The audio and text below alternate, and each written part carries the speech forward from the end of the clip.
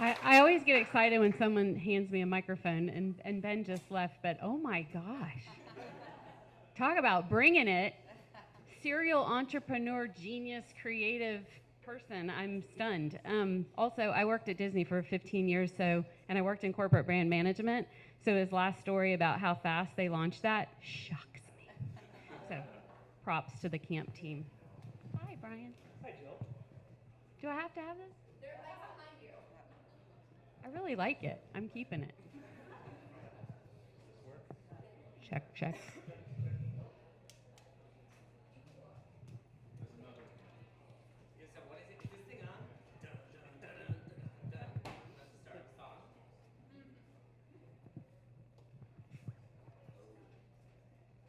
In the meantime, Jill, do you want to give us your wet fart noise? I can't do it. No, not going to do I that. can't do it. Well, thank you, Brandon. And Camp, what a great company. I was saying to Jill, I wish this place was around when my kids were younger. They're older, so I would love to take them to a place like this. I'm Brian Shepard. I'm sales director at GroundTruth. GroundTruth is a location-based marketing company. So we work with brands in industries like QSR, CPG, retail. We help them go out and find customers that they're already working with to try to get them to work more together, increase their basket size offline, or find customers that are not your customers and that they should be. So we reach them on mobile devices, desktops, CTV devices, OTT, digital out of home, and we use our about 220 million profile database to reach them. Jill, do you want to talk a little bit about your role at PGA Tour Superstore? Sure. I mean, the thing that is just in my brain right now is, and so relevant, is how do we bring the same energy you just had up here to the game of golf? And I think probably the perception is golf is sort of like this old idea and an old construct. And what's cool about golf right now is that's the energy that golf has. We're definitely growing in a totally different audience. So I'm so inspired, and I'm really happy to be with you guys today. I am the Chief Marketing and Customer Experience Officer. PGA Tour Superstore is actually owned by Arthur Blank, one of the co-founders of Home Depot. So deep roots in retail. More importantly, I think what you should know about the PGA Tour Superstore is we sell lots of golf stuff. It's a golf Disneyland. But more importantly, Arthur has signed the Giving Pledge. So our entire purpose or reason for being is to give back to the community. And I'm not just, those aren't just words, that's a real thing. It's like our whole focus is to grow the game through inclusion. And, we sell golf equipment so we can give it back to we basically give it all back. So just a little something to know about the brand. We don't talk about that, but I'll share it with you all. That's great.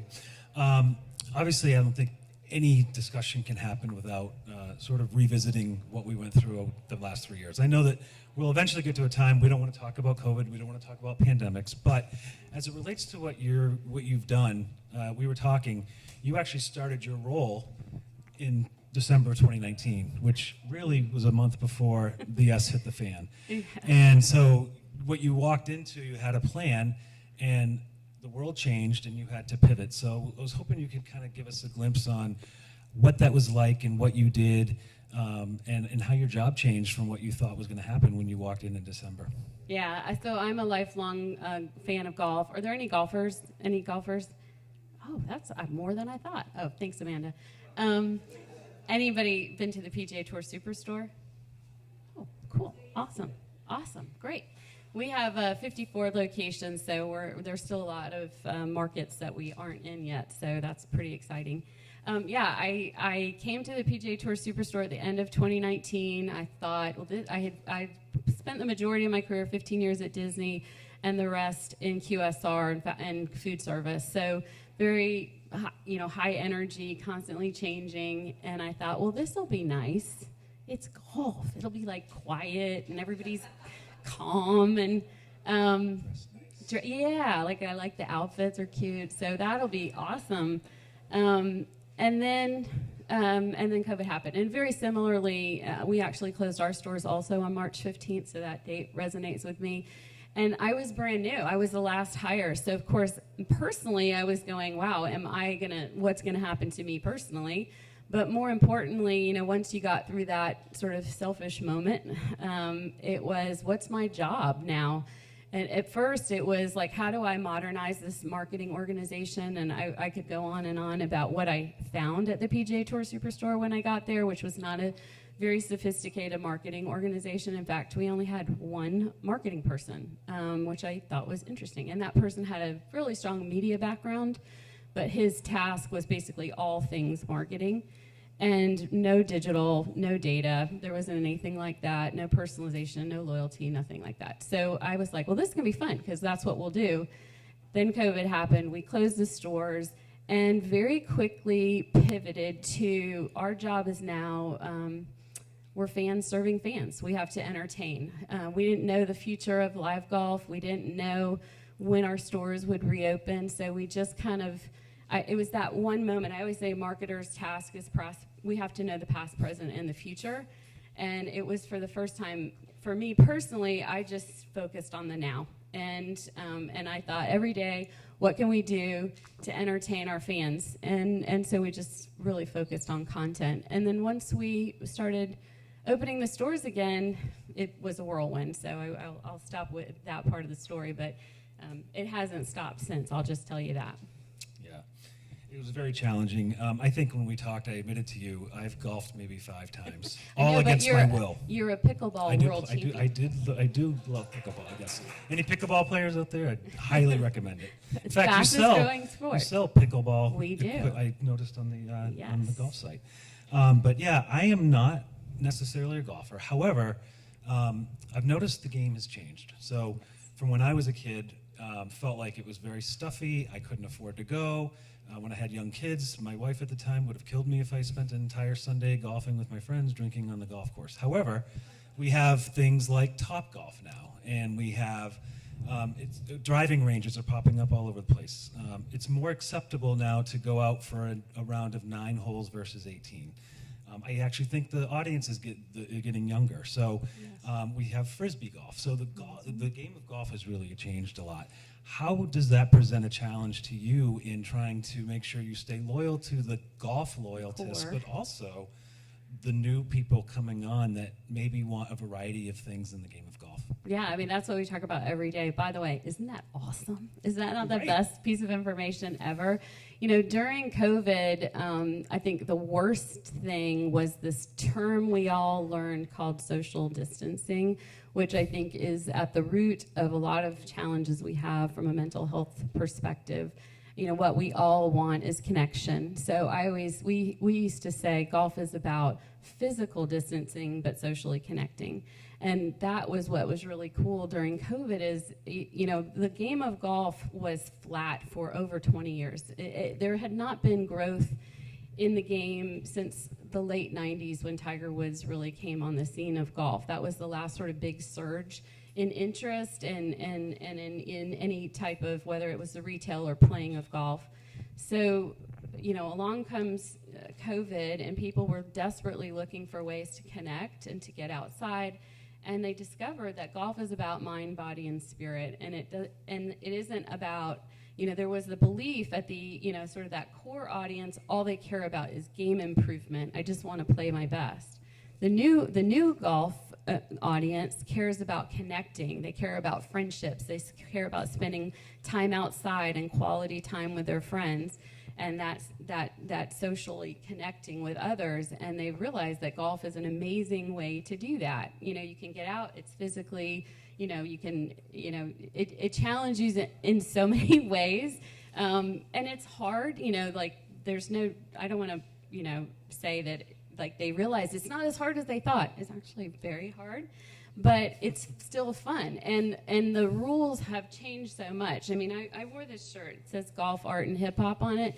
This is by a brand called Trap Golf, which, there's all these emerging companies that are like Foray, which is a women-run business here in New York City.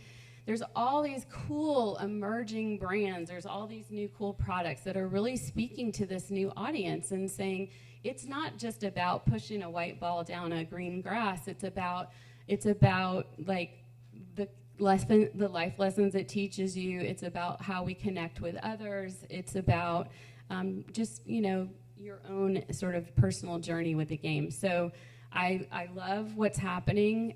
It speaks to me personally because when I first got there and I thought, this is the first time as a marketer I don't identify really with the customer, who we're talking to. I couldn't really relate.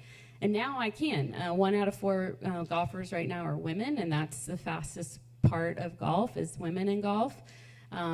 Juniors, 30% of junior golfers are young girls, so that's pretty cool. We're very involved with the APGA, which is the Advocate Professional Golf Association, which is specifically for people of color, trying to give them the opportunity to get into a game that is hard to get access to, whether it's product or getting on the right courses at a championship level. So the game has completely changed, and as a marketer, it's a marketer's dream because now I'm a digital person, so right person, right message, right moment.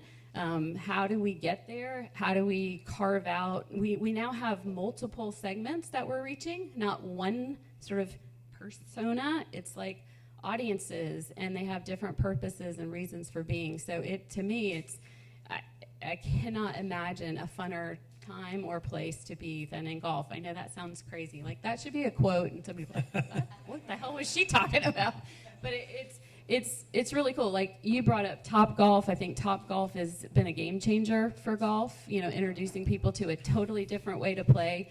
We spent most of yesterday with the 5-iron team. If you guys have been to 5-iron here in New York City, fantastic, fun place to go. If you haven't, please go to 5-iron. And you will discover that golf can actually be pretty fun, especially when there's a bar. Right. Yeah, I think you mentioned Topgolf isn't really a golf company. It's all run by food and beverage. It's a food and beverage company, right? You said that women and girls are a fast-growing segment. As a guy with 3 daughters, I know that brands are able to reach them on things like TikTok, right? Yes. So there's never been more choice, right? So traditionally it was TV, radio, print. Now there's endless amounts of choices to reach audiences. How are you dealing with that? With the vast choice and the short attention span, how are you using new sort of emerging digital channels to reach your audiences? What's funny is in golf, TV is actually a targeted media. What? Process that for a second. Like a brand our size, I would never endorse TV just from the cost perspective. But in our case, it's so narrowly targeted. There's so few people that watch golf. So we still run television, which to me, I haven't worked on a brand that ran television in a really long time. So I'm like, how do we do that?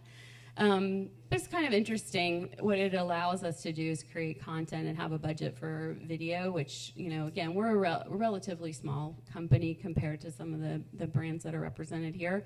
So just finding production dollars so we can create content. I keep trying to explain, we want to be content first and distribution last, so I try to really advocate for that. I think one of the things I'm most proud of in the time that I've been there is our social presence. It was basically non-existent until about a year ago, really. We did some really cool things during COVID. I always say it's like one of the proudest piece of content I've ever created was like that no one ever saw. We actually created a mockumentary called The Quiet Sign Guy because, at a golf tournament where there's somebody holding up the quiet sign, where was that guy? What was he doing? So we wanted to tell his story, and I feel like we did it, and we did great justice to his story. You should check it out on YouTube. It's actually pretty funny. And we got so many people in the game of golf to do it with us and have fun with it, and just it's pretty funny. So, there were things like that we were doing. We certainly were doing a lot of paid, but this sort of having a point of view and then reaching the audience where they were. That, I think we've only really gotten better at that in the last year. TikTok is our most viewed channel by far. Instagram is our most engaged channel, and Facebook we just it's all paid, and so You gotta be there. right. And Twitter is where we have a lot of fun and engage with other brands. So I feel like we have a much stronger point of view in social. Or it's really probably where the majority of our focus is, on the paid side and on the content side, and working with influencers any possible way we can.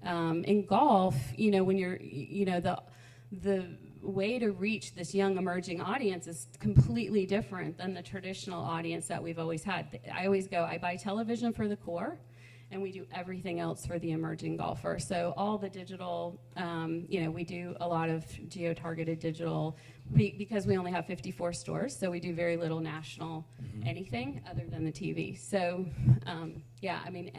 if you have tips, I know we got experts in the room. I'm all here for it. We're just trying to reach people where they are.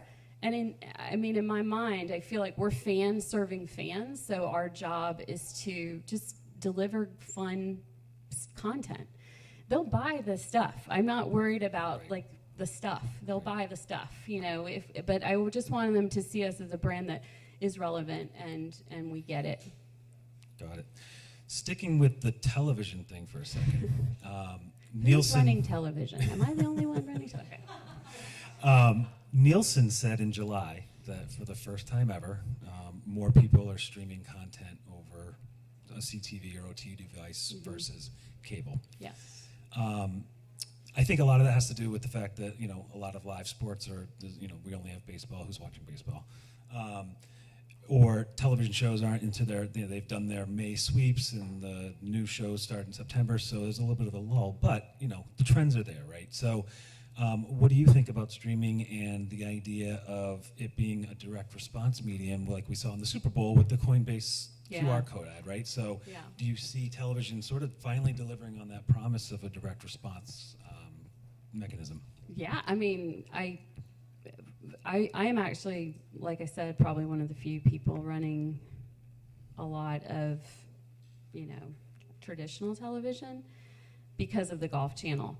But what's been so cool is the PGA Tour is also very focused on fan experience. And so they've recognized that, and they're doing partnerships with ESPN and live streaming, and you can follow your favorite golfer. You don't have to let the broadcast decide who you get to watch, So we've definitely been more engaged there, and slowly but surely, I'm pulling the dollars away from the traditional, live golf on the Golf Channel and moving it more and more into digital and connected. It's the right thing to do. I always say that core, we spend so much time and money. They already know us. They seek us out. The name on our building speaks to them. Right.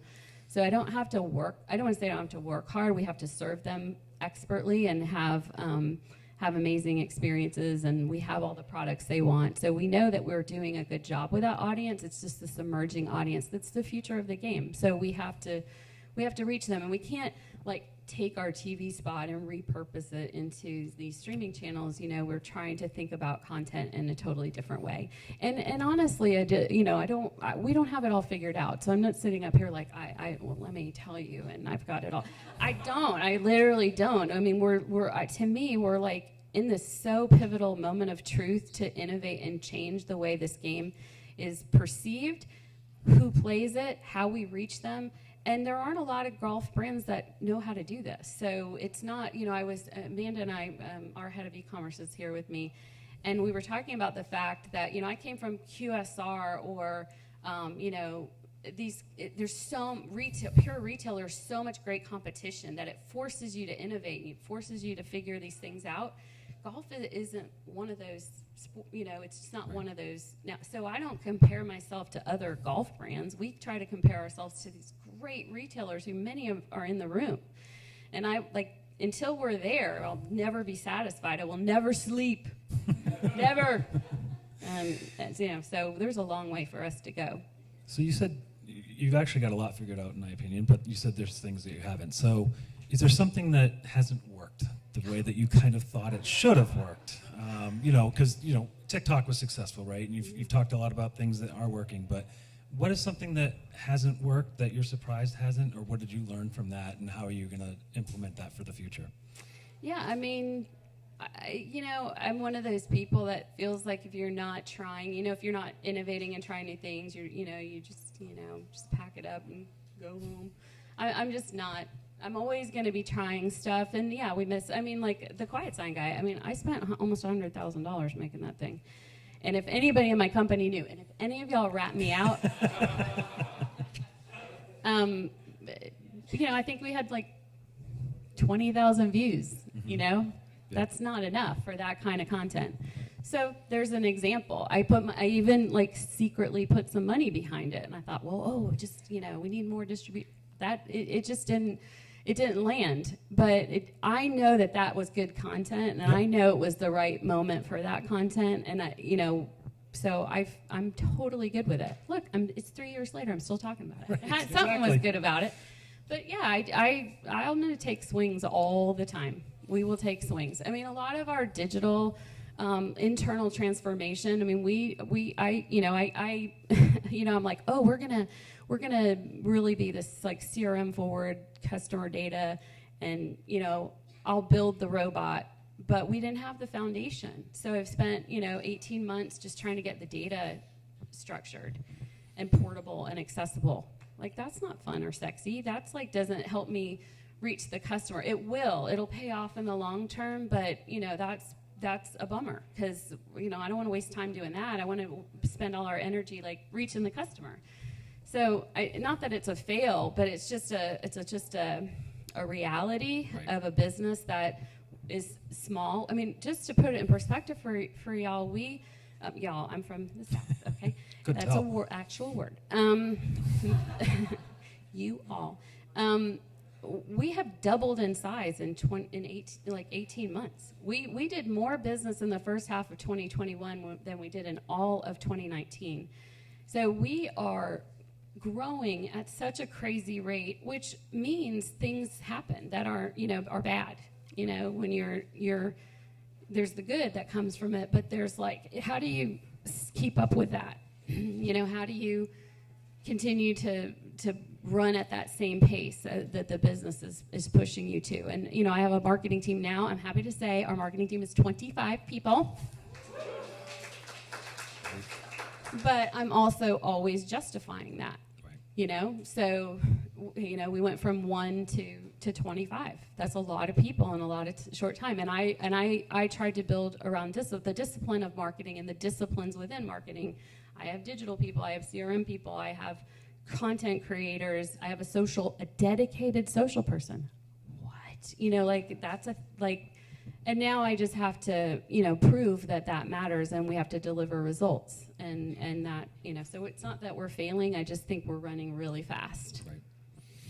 Yeah, I feel like in COVID, retailers that did customer experience really well got better. Mm-hmm. The ones that didn't do it got worse, and there was really no in between. I noticed that your stores have a studio where folks can go in and try golf clubs. They can get recommendations on sizing and fits and things like that. When I think about the future, that to me screams metaverse, right? So have you talked internally about the metaverse, and where do you see the role of your store in metaverse, if at all? Yes. It freaks me out to talk about that. Does it freak anybody else out? Okay. I know we're in New York City, so y'all are much more sophisticated than I am. But of course, I mean, we're famous for our customer experience. That is what differentiates us. And what does that mean? It really comes down to the people that we hire. We take a lot of care in trying to hire the right people that can take you on a journey, whether you're new to golf, for whatever reason you're playing golf, or you truly are interested in game improvement. The studio is a product we launched in early 2020, right before COVID, which it's a destination, a store within a store, if you will, where we invite people. It's a reservation-based location. You can get fit in our, by the way, let me tell you what fitting means. Okay, so all of our golfers that raise their hands, have y'all been fit? I just want to point out that a much smaller number of people raised their hands right there. Only about 2% of all golfers get fit, which is nuts, by the way. Do not buy golf clubs. I sell golf clubs. Don't buy golf clubs that you have not been fit for. I think I can play pickleball without getting fit. You don't have to get fit for your pickleball racket, but you must get. It's a different, different kind of fit. Maybe. Yes, I'm not talking about that kind of fit. I'm talking about, is it the right weight, size, and it's not length. It's a lot. There's a lot of factors. It's actually a piece of technology that you're spending a lot of money. A driver right now is in the $800 range for some of these top of the line drivers. So you definitely need some help. Believe me. We fit everybody for free. We don't charge you to get fit. So anybody can come to the store anytime. We will fit you for free. I think it's something that I think really differentiates us because we truly believe we want you to have the right product for you. So we fit everybody for free. We also have a fitting experience, which is in a private, separate area. You can reserve it online to get a one-on-one experience where we use TrackMan technology and other things to help not only show you different products for you, but also have the conversation and then show that, the data, which I'm not describing this very well, but believe me.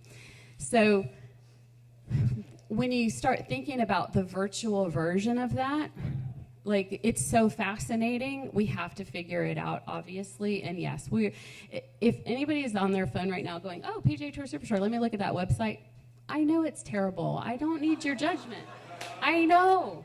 But we are in the process of overhauling our website, and we're actually, because we've grown so much and we have a little more resources than we had 2 years ago, we're working with an incredible agency here in New York that is really helping us figure out how do we translate what we're famous for, that in-store customer experience, to a virtual experience. And it'll take us a year or more to do that.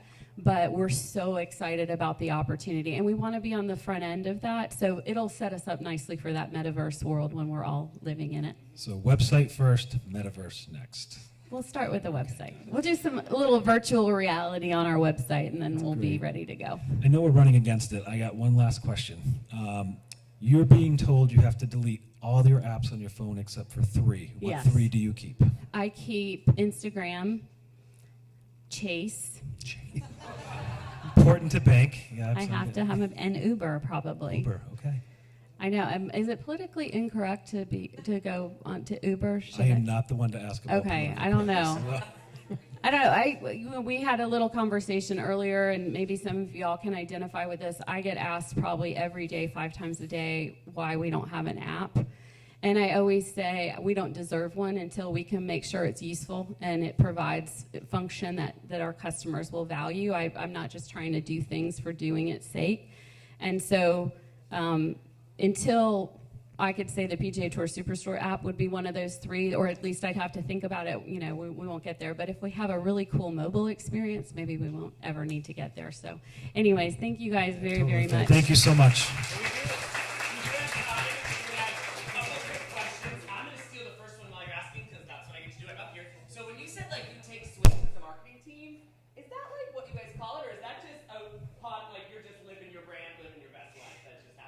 Okay, you're funny. Because that was good. We liked it at the back, and Yeah, I know. maybe flew over some of those heads. So. There's a lot of golf little golf jokes that we throw in a lot. We during when the Ukraine invasion happened, we were trying to do some fundraising with UNICEF, and we made bracelets that say "Make par, not war." So we definitely the industry is ripe for that kind of thing. So yeah. Okay, sorry. You can take a question out here? Yes. Okay, so I'm an avid golfer, but I play pickleball all the time. Yes. So my question is, what level of golf you have, and how do you diversify your talent to the fastest growing sport? Yeah, it is. I mean, I think we have a really good assortment of tennis and pickleball apparel. Great thing, a lot of our basics kind of translate to any sport, whether it's a skirt or a short or a pant or a whatever. So we have kind of all those basic things. But we have so many fun. Pickleball is just fun if you guys haven't experienced it yet. But I have world dinking champion shirt, just there's a lot of funny sayings with pickleball. So we have about I think it's in the neighborhood about 5% of our total inventory. Remember, our PGA Tour Superstore has about 65,000 SKUs in it, and 40,000 square feet. So 5% of our inventory is a pretty decent size amount of tennis and pickleball apparel and equipment. So it is the fastest growing sport in America right now. So we'll keep focusing on that too. We do. We got it all. Yeah. Yeah. Yes. One more quick one. I was just curious how you approach content creation. You said you're focused on content creation. I know TikTok, you need to have a video every day. We struggle to produce that volume of content. Yes. You're so right. You're only as relevant as your last post, right? So, as a leader, I've been budgeting differently, right? Because old school marketers, we know the first line we have is always media, right? And it generally starts with television. You're like, how much will it cost? Okay, that goes away. And then, so what I've been trying to do for the last 2 years as we go through each budgeting cycle is tip it upside down and start with content. How much money can we afford to put into content? And then slowly but surely try to push efficiency down on the media side. So that's my version of it. My team's version, who's in charge of actually doing that, you got to hire the right person, because he's just, you have the Swiss Army knife, he was like, do I get a cam, when I hired the social media, he's like, do I get a cam, what's this thing? I go, do you have one of these? There you go. There's your production team right there. It's called an iPhone. You're going to love it. So we start with that, which is very basic. So he has the point of view. If you follow us on social, that point of view is our social media manager, who really is curating that point of view. And it starts with iPhone. And then, we've made some investments, but the biggest thing is just working with creators. I mean, they do it so much better than we do. We had dinner with someone last night that I almost was like, what a great reminder that I don't know anything about this, that I need to leave it to these young creators who really get the voice and the spirit of it. It's so much more authentic. And the one thing to know about me is the one thing I pride myself on is authenticity. So I just think partnership is the right solution. And I was actually surprised, because we were talking about how much content costs at some of the. I was surprised at some of how much people were charging, but also how little some people were charging. So I think you guys just got to find the right partner. So I don't know if that's a good answer, but all right, thank you.